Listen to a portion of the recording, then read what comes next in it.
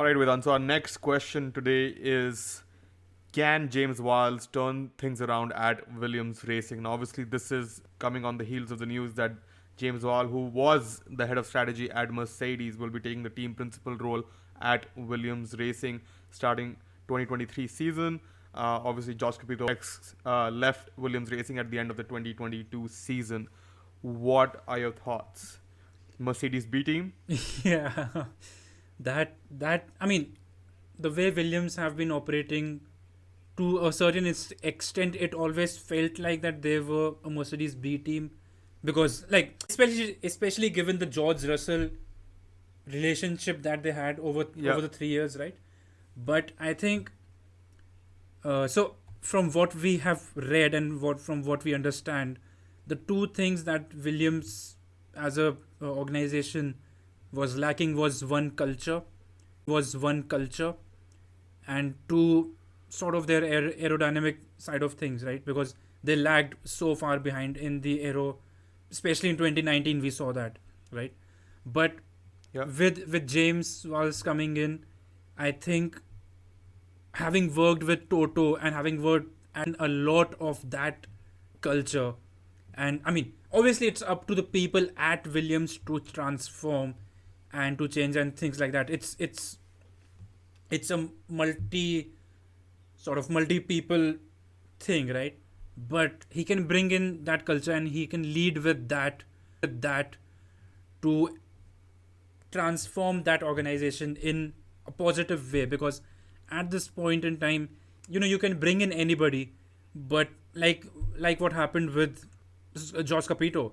So there was new ownership, they brought in a new team, a new CEO, and things sort of happened from there, but it never really did anything. Josh Capito was a successful team principal in rallying, and he had Formula One experience, I guess.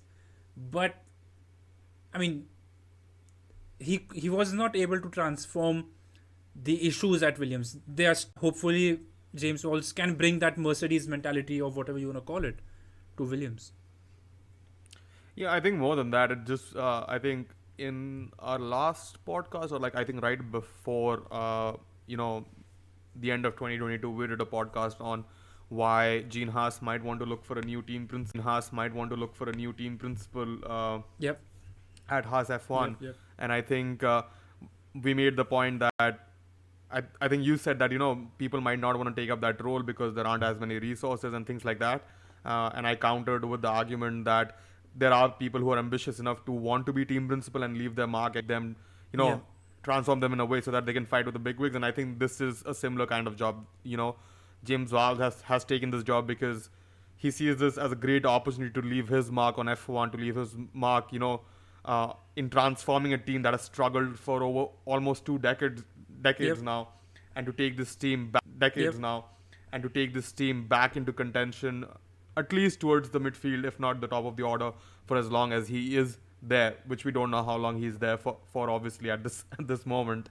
But I think it just goes to further show my point that there are people in the paddock with current teams who might want to take up, who are ambitious and might want simple roles with other teams if that position is available. And I'm sure Williams. I was saying I'm sure Williams talked to multiple people, and James Vowles was not the only person they called. So Yeah, yeah, I'm sure there have been enough discussions regarding who was the right person to join, and it's a great job with the Mercedes strategy team. The only person to probably beat James Vowles was Hannah Schmitz Schmidt. at Red Bull Yep, yeah, Racing. yep. so he's not had a lot of competition in the last few years, and he's completely dominated whatever he's done over the last decade or so. So hopefully he can turn things around at Williams. I think as far as resources are concerned at Williams, that is something that he'll have to work on. I think Williams does lack a good sponsor structure or a sponsor team. Basically, aren't enough sponsors around that Williams Racing team for advancing their facilities or whatnot. So it'll depend, and it'll also depend if he can manage relationships with the other teams around the paddock, and get Williams a little bit more, because even when George Russell was there, right? So it was basically a paid seat via Mercedes or whoever George's sponsors were. So So it'll depend how he operates the Yep. team, whether he's still taking junior drivers or, he's actually scouting drivers himself or, through the Williams Racing Academy. And it'll also be interesting how he works with the biggest rookie for next season, Logan Sargent, the American dream, Yeah. and how he Yeah. manages, expectations regarding Logan's performance and then Alex's performance in the team, and how he envisions the future of Williams Racing with these two really, really young drivers, in the team. Yeah, absolutely. I mean, it is one of those things, like when Andreas Seidel was announced for Audi, there was excitement for that, right? There's because of the work that he has done at McLaren, the work he has led at McLaren. So there's excitement about what potential he could reach at Audi. So I think it's the same level of things with James Vowles because of his Current F1 history at experience, yeah. Mercedes. Yeah, experience and what he has achieved at Mercedes. Working at Williams would be a very interesting avenue for him. I mean, obviously, but for us as fans, for everyone else, it creates a very interesting storyline to just see how he can progress. And yeah, all that will go on.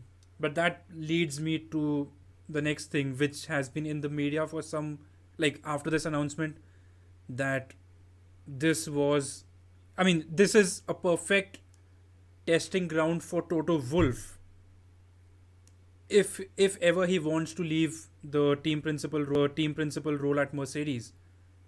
James Vowles, it's a basically a grooming ground for James Vowles. I I would not be surprised. I would not be Yep. surprised.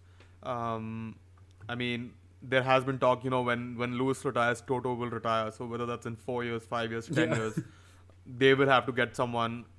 Now, from what we understand, James Allison would have been that person 2 years ago, but James Allison has taken a factory role, and it doesn't seem like he wants to increase his responsibilities per se at Mercedes. Yep. Yep. So I wouldn't be surprised if this is a tactical play on the behalf of Mercedes management, essentially to groom someone to become a team principal. Now, the other question is. The other question that it raises for me is how is exactly James Walls um, benefiting from this experience compared to just staying at Mercedes and maybe shadowing Toto Wolff and working, basically, doing his job. Or I mean, obviously he's working with Toto he was working with Toto at Mercedes, but how does he exactly benefit from moving to Williams and operating it independently, let's say, instead of having Toto around, as to what would have happened in Mercedes. So I don't think there is. It's all speculation, obviously. I don't Yep. think that it's enough of a reason for Toto to put James Vowles into the team principal role in Williams. I do feel it's more of a personal decision, but again, Yeah, I I mean, love I love a absolutely. conspiracy theory. I love the fact that somehow Mercedes management is using James Vowles as Williams as a training ground. Williams as a training ground for James Vowles, but Yeah, in my opinion, I would imagine that James Vowles would benefit much more if he was sharing responsibilities with Toto or shadowing him and his role at Mercedes in some capacity. yeah. I mean, see, it may not be on Mercedes's uh, game at all, right? But it could Like, happen in the future, absolutely. yeah. So there is 0% chance that Mercedes, like, no one knows what Mercedes actually did in this scenario, but the opportunity that James Walls has creates that further opportunity that he will get the Toto's role. Sorry. But yeah, from your point that James would benefit more working as Toto's shadow, I would disagree because having working independent would benefit like from where I'm sitting, working more independently and making his own decisions would benefit James more. But yeah, it's all. I mean, it's opinion, I guess. Yeah, exactly. I mean, we don't have to agree on that. The reason I said that was basically because role and allow James to run the team at some races, or for somehow Yeah. like a transition process, basically, right? And there's a lot. And the reason I think working with a different team may not work as well is because the infrastructure might be different. The human resources available to him might be different. The culture might be different, and things like that. Different. and things like that, right? So working at and it might not directly translate to a great transition back to Mercedes, whereas in Mercedes, if he continued to work for Mercedes and prepare prepare to take Toto's job in, let's say, 3 to 4 years time, it would have been a much easier transition in my opinion. But again, but anything The else from your side? Sorry. Yeah, I was just adding that the other reason why this conspiracy was created, or like why this was suggested, is because Mercedes did not, like, there's no gardening leave for James Vowles, right? Which usually happens when there is this sort of Yeah, personal high movement. level personal movement. Yeah. Yeah. But since there's no gardening leave, it was another reason for this. Again, like to Yeah. to that point, I don't think Mercedes feel threatened by James Vowles Yeah. moving to Exactly. Yep. Williams. Williams So is a yeah. even if, and Mercedes have struggled with the zero pod concept, so it's not like James Vowles is I mean, gonna even if change James, things around. yeah, even if James did 100% right at Williams this coming season, it won't change a lot for them. Basically. Exactly. And I think you'll have to wait at least 3 to 4 years of what James Vowles will be able to accomplish if he is able to stay there for that long. So yeah, that's all from my side. Anything else that you want to talk about before we wrap this up? No, not exactly. But I would say whatever Dorrington Capital did, they took too long to Yes. sign and announce this the new team principal, right? So I don't know what happened in the background, but we are in the middle of January now. It's, I mean, it But was, again, yeah. Williams is over the last decade. Williams has never been on time with their cars. So I won't be surprised if there are issues again Yeah. with Williams not showing up with the car for the first round of testing. Yeah, that was a big blow with Paddy Lowe and everything. But yeah, it's going to be very interesting how this season goes for Williams. All right, yeah. Thank you, Vedant, for joining me again, and as always, we'll catch you on the next one.